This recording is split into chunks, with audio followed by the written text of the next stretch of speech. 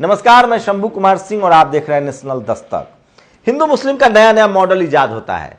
पहले दंगे होते थे, फिर राम मंदिर का मामला शुरू हुआ, अब तो मॉब लिंचिंग होती है। गाय माता भी उसी की करी थी। अब तमाम मुस्लिम संगठनों को बदनाम किया जा रहा है टीवी पर। पॉपुलर फ्रंट ऑफ इंडिया, हो सकता है कि वो संगठन खराब हो सकता है उसका विदेशों से पैसे का लेन देन हो, इसकी जांच होनी चाहिए। फिलहाल इस देश में एक ट्रैक रिकॉर्ड रहा है, चाहे वो टाडा हो चाहे पोटा हो, सब कांग्रेस के पाप हैं जो आपको बता रहा हूं। टाडा हो या पोटा हो, इनमें जो मुसलमानों की गिरफ्तारी हुई है उसमें 90% मुसलमान बाइज्जत बरी हुए हैं। इस देश के जेलों में 90% से ज्यादा SC ST OBC माइनॉरिटी के लोग खीरा चोरी के आरोप में जेल खट रहे हैं और हीरा चोरी करने वाले लोग विदेश में गुलछर्रे उड़ा रहे हैं। तो टीवी अखबार के खबरों पर मत जाइए। आज पूरा दिन डॉलर की बढ़ी कीमत पर बहस नहीं हो रही है, PFI पर बहस हो रही है, हिंदू मुसलमान किया जा रहा है। इसके पीछे की राजनीति बता दे रहा हूं। दरअसल 2024 में चुनाव होना है, मोदी जी के हाथ खाली हैं। उससे पहले गुजरात में चुनाव है, वो लिटमस टेस्ट है, वो RSS की प्रयोगशाला है। गुजरात, मध्य प्रदेश, राजस्थान, ये ऐसा राज्य है जहां बहुजनों का आंदोलन सबसे कमजोर है। यहां बीजेपी कांग्रेस, कांग्रेस बीजेपी रही है। यहां सबसे ज्यादा हिंदू मुस्लिम होता है। अब इन राज्यों में चुनाव है तो कोई ना कोई नया मुद्दा चाहिए टीवी अखबार को।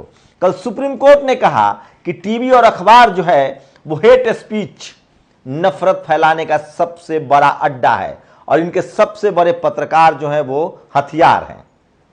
आप कल्पना कीजिए, आप पर भी आरोप लग सकता है, केस दर्ज हो सकता है, क्या आप दोषी हो गए? इस देश में कानून है, जज है, पुलिस है, लेकिन जानबूझकर मीडिया ट्रायल किया जाता है और पूरी मुस्लिम कम्युनिटी को बदनाम कर दिया जाएगा। इसका इंपैक्ट क्या होगा वो समझिए। सोचिए 2024 में चुनाव होगा, ओवैसी को मोर्चे पर लगा दिया जाएगा। ओवैसी इन मुस्लिम एट्रोसिटी के खिलाफ मुसलमानों के पक्ष में जमकर बोलेंगे। मुसलमानों को लगा कि वो हमारा मुद्दा उठा रहे हैं। अब 15% मुसलमान से तो ओवैसी की सरकार बनेगी नहीं, तो मुस्लिम वोट को कैसे तोड़ा जाए? अब सोचिए, गलती यह होगी कि खासकर यूपी, राजस्थान, छत्तीसगढ़, मध्य प्रदेश में बीजेपी की कोशिश है कि मुसलमान ओवैसी के साथ जाए, शेड्यूल कास्ट के लोग BSP के साथ जाए, सवर्ण वोट उनके पास है और धर्म के नाम पर SC ST OBC का वोट ले लिया जाए। मैं भारत का वोटिंग पैटर्न बता रहा हूं। अगर आप शेड्यूल कास्ट हैं, कोई पार्टी बनाते हैं, तो आपको OBC वोट नहीं करेगा, ये कहता है कि ये दलितों की पार्टी है। अगर आप शेड्यूल कास्ट हैं और कोई मुसलमान पार्टी बनाता है, तो जब तक गठबंधन न हो शेड्यूल कास्ट के लोग भी वोट नहीं करते हैं। उसी तरह से अगर कोई पिछड़ों की भी पार्टी है तो सवर्ण उसको वोट नहीं करता है जब तक गठबंधन न हो। तो ये बड़ा ट्रेंड रहा है। ऐसे में ओवैसी को जानबूझकर उकसाया जा रहा है। मुसलमानों पर अत्याचार बढ़ेगा, एट्रोसिटी बढ़ेगी, ओवैसी बोलेंगे। सोचिए, 4 बड़े मुस्लिम नेताओं की RSS के साथ बैठक हुई है। मोहन भागवत के साथ कुरैशी जी, जो पूर्व चुनाव आयुक्त हैं, उनकी बैठक हुई है। एक RLD के नेता हैं, उनके साथ बैठक हुई है। तो सब कुछ ट्रेंड देखिए। इस देश में एक मुसलमान अगर आरोपी से दोषी भी बदल जाए तो पूरे मुस्लिम कम्युनिटी को कटघरे में खड़ा कर दिया जाता है। तो PFI उसी की कड़ी है। इस देश में आज भी सोचिए, SC ST OBC माइनॉरिटी के लोग अपना संगठन नहीं चला सकते हैं। अगर कोई शेड्यूल कास्ट का संगठन है तो वो उग्रवादी है, अगर कोई आदिवासियों का संगठन है तो वो नक्सलवादी है, अगर कोई मुसलमानों का संगठन है तो वो तो आतंकवादी है, कोई पिछड़ों का संगठन है तो वो तो बिल्कुल हिंदू विरोधी है, धर्म विरोधी है। इस तरह के परसेप्शन बनाए जाते हैं मीडिया के जरिए। सोचिए, इस देश की मीडिया ने क्या हालत कर दी है। इस देश की मीडिया ने आज भी SC ST OBC माइनॉरिटी के नेताओं को आपके ही नजरों में बदनाम कर दिया और उसी तरह से अब जानबूझकर मुसलमानों को बदनाम किया जा रहा है ताकि हिंदू वोट को पोलराइज किया जा सके। इसी कड़ी में नया मसला है। सोचिए, उमर खालिद, खालिद शैफी, शर्जील इमाम, ऐसे लोग मुसलमान युवा जेल में बंद है, लेकिन तेलतुम्बरे भी जेल में बंद है, OBC हैनी बाबू भी जेल में बंद है। तो सरकार से सवाल पूछने वाले जेल में बंद है। आप इस देश में संगठन चलाएंगे, आप पर ठप्पा मार दिया जाएगा। इंडियन एक्सप्रेस की रिपोर्ट है, 95% जो रेड पड़ रहे हैं इनकम टैक्स, ईडी, सीबीआई के, वो सब विपक्षी लोगों पर पड़ रहे हैं जो बीजेपी से सहमत नहीं है। जैसे ही ये बीजेपी में चले जाते हैं ये बड़े अच्छे हो जाते हैं। तो एक पैटर्न है, ये पॉलिटिकल पैटर्न है और इसको समझना पड़ेगा। सोचिए, गुजरात में चुनाव है, एसआईटी का दावा, गुजरात दंगों को लेकर नरेंद्र मोदी को फांसी दिलवाने की तीस्ता तलवार ने रची थी साजिश। 3 बड़े लोग जो गुजरात पुलिस में थे उनको गिरफ्तारी हो चुकी है। भट्ट, आपको पता ही है, संजीव भट्ट ऑलरेडी जेल में है। मतलब आप सरकार से न्याय की उम्मीद भी नहीं कर सकते। आप कल्पना कर सकते हैं इस देश में तमाम जगहों पर कौन लोग हैं। सोचिए, इनकम टैक्स, ईडी, सीबीआई सबको एक्सटेंशन दिया जा रहा है। अब तो खबर यह आ रही है कि सुप्रीम कोर्ट के जो जज हैं यूयू ललित, जो सितंबर में रिटायर होने वाले हैं, तो अब रिटायरमेंट की उम्र ही 2 साल बढ़ा दी जाएगी जजों को, ताकि वो 2024 चुनाव तक अपने पद पर बने रहें। जस्टिस यूयू ललित वही जज हैं जिन्होंने SC/ST एक्ट के खिलाफ फैसला दिया था।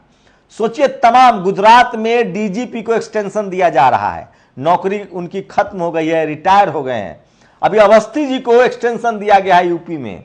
तो वो तमाम अधिकारी, ब्यूरोक्रेट्स जो सरकार को सूट करता है, उसको रिटायरमेंट के बाद भी एक्सटेंशन दिया जा रहा है। इसलिए लोग सवाल उठा रहे हैं कि किस तरह से बीजेपी के जो समर्थक अधिकारी हैं, लोग हैं, उनको बचाया जा रहा है। नेताओं की बात तो आप सब लोग जानते हैं। सवाल है मीडिया को लेकर, मैं कह रहा हूं, कोई किसी पर भी कंप्लेन कर सकता है, जांच हो सकती है, लेकिन जांच से पहले आप उसको आतंकवादी घोषित मत कीजिए। आप टीवी की भाषा में, अखबार की भाषा में, लीगल भाषा में आप किसी को आरोपी कह सकते हैं, आतंकवादी नहीं। लेकिन इस देश की विडंबना देखिए कि जो मुट्ठी भर मनुवादी, जातिवादी, ब्राह्मणवादी लोग हैं, कोई शेड्यूल कास्ट पकड़ा गया तो वो दोषी साबित हो जाता है पहले ही दिन। कोई मुसलमान है तो वो आतंकवादी साबित हो जाता है, कोई आदिवासी है तो वो नक्सलवादी साबित हो जाता है। अगर आप SC/ST, OBC, माइनॉरिटी और जनरल हैं और आप गरीब, शोषित, वंचित का सिंपथाइजर हैं, उनके प्रति सहानुभूति रखते हैं, तो आपको अर्बन नक्सल कह दिया जाएगा। तो PFI को लेकर सोचिए, मैं किसी खबर के आकलन कैसे करता हूं? जिस पर मीडिया ज्यादा बहस करे, इसका मतलब है कि वो प्लांटेड स्टोरी है। PFI के 100 लोगों की गिरफ्तारी हुई है, इसको लेकर मैं साफ साफ कह रहा हूं कि प्लांटेड स्टोरी है। टीवी पर चलेगा जैसे CA NRC। कुछ हुआ क्या अब तक? किसी हिंदू को नागरिकता मिली क्या? 370 से किसको फायदा हो गया? कितने लोगों ने जमीन खरीद ली? इस तरह के मॉड्यूल, इसको टूल किट कहते हैं। ये हिंदू मुस्लिम का टूल किट है जो मीडिया को दिया जाता है और मीडिया इसको खबर चलाती है ताकि पोलराइज किया जाए हिंदू के नाम पर SC/ST, OBC को। तो देखिएगा, अब गुजरात चुनाव है, राजस्थान में चुनाव है पिछले साल, इस बार गुजरात में चुनाव है। जब तक ये चुनाव का दौर चलेगा, इस तरह के टूल किट जो हैं वो सामने आते रहेंगे और मीडिया में बहस चलती रहेगी, लेकिन मीडिया वो सवाल नहीं पूछेगी। सोचिए, मुरादाबाद में एक बच्ची का रेप होता है, उसको पैदल चलाया जाता है, 1 सितंबर की घटना है, कोई बहस नहीं होगी। डॉलर की कीमत सबसे न्यूनतम स्तर, उच्चतम स्तर पर चली गई है। डॉलर एकदम, रुपया न्यूनतम स्तर पर है, डॉलर उच्चतम स्तर पर है, इस पर कोई बहस नहीं होगी। इस देश का एक बड़ा बिजनेसमैन, जो सबसे बड़ा बैंक फ्रॉड है, 23,000 करोड़ का घोटाला करके अब उसकी गिरफ्तारी हुई है, उस पर कोई बहस नहीं होगी। मैं बार बार कह रहा हूं कि टीवी अखबार जो आपको दिखा रहा है वो दरअसल खबर नहीं, प्रचार है। इसलिए किसी के प्रति नफरत पालने से पहले फैक्ट को चेक किया कीजिए। किसी की गिरफ्तारी हो सकती है, किसी को आरोपी बनाया जा सकता है, लेकिन इसका मतलब वो नहीं कि जो सरकार कह रही है वो सच है। इस देश में पुलिस के हिरासत में जो बयान लिया जाता है आरोपी का, उसको कोर्ट नहीं मानती है। इस देश में एक धारणा है कि पुलिस वाले, जांच एजेंसियां जबरदस्ती, डंडे के बल पर, टॉर्चर के दम पर आरोपी से गुनाह कबूल करवाते हैं, लेकिन वो एडमिसिबल नहीं है कोर्ट में। कोर्ट नहीं मानता उस बयान को, सबूत देना पड़ता है। और 90% मामलों में देखा गया है कि जिन मुसलमानों को आतंकवाद के आरोप में गिरफ्तार किया जाता है, जिन आदिवासियों को नक्सलवाद के आरोप में गिरफ्तार किया जाता है, जिन दलित पिछड़ों को उग्रवादी और बदमाश के तौर पे गिरफ्तार किया जाता है, वो सब अगर वो लड़ते हैं तो जमानत से बाहर होते हैं। लेकिन सबसे बड़ी विडंबना है कि सब गरीब, लाचार, बेबस घरों के लोग हैं, संसाधन नहीं है, वो बहुत पढ़े लिखे नहीं हैं, और वो साल दर साल जेल की चक्की पीसते रहते हैं। और इसी देश में बड़े बड़े फ्रॉड, बड़े बड़े माफिया, जिनके पास संसाधन है, पैसा है, वो ऐश करते हैं, गुलछर्रे उड़ाते हैं, क्योंकि उनके पास चीफ जस्टिस से लेकर चपरासी तक जाति की वजह से, धर्म की वजह से उनकी मदद करते हैं। तो पीएफआई पर जो एक कार्रवाई हुई है, क्या यह 2024 का टूल किट है, पॉलिटिकल एजेंडा है? और आखिर आरोपियों को मीडिया आतंकवादी क्यों कह रही है, और क्या ओवैसी को फिर से आगे बढ़ाया जाएगा? अपनी प्रतिक्रिया जरूर दीजिए। लेकिन सवाल वही है कि वो तमाम सेकुलर दल इस मुद्दे पर क्यों नहीं मुसलमानों के साथ खड़े होते हैं? आज दिल्ली के जंतर मंतर पर हजारों मुसलमान जमा हुए, वो कह रहे थे कि बीजेपी की सरकार हमारे मदरसे तोड़ रही है, हमें आतंकवादी कह रही है, हमें बाहरी कह रही है, हम प्रदर्शन करेंगे डेमोक्रेटिक तरीके से, संवैधानिक तरीके से।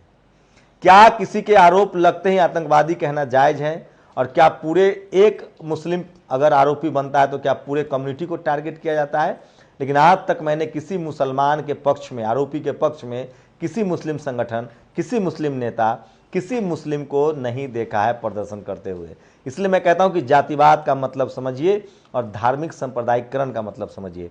जब इस देश में कोई मनुवादी, जातिवादी, ब्राह्मणवादी कोई अपराध करता है तो उसके साथ उसका बचाने के लिए उसको पूरा जमात खड़ा हो जाता है। हम लोगों को इसी से दिक्कत है कि जो आरोपी है उसके पक्ष में मत खड़े होइए, जस्टिस का फैसला कोर्ट से होने दीजिए।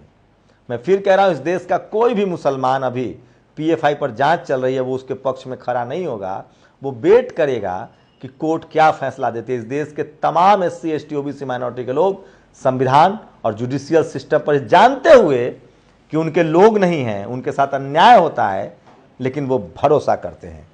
इसलिए इस देश में डेमोक्रेसी जिंदा है। अपनी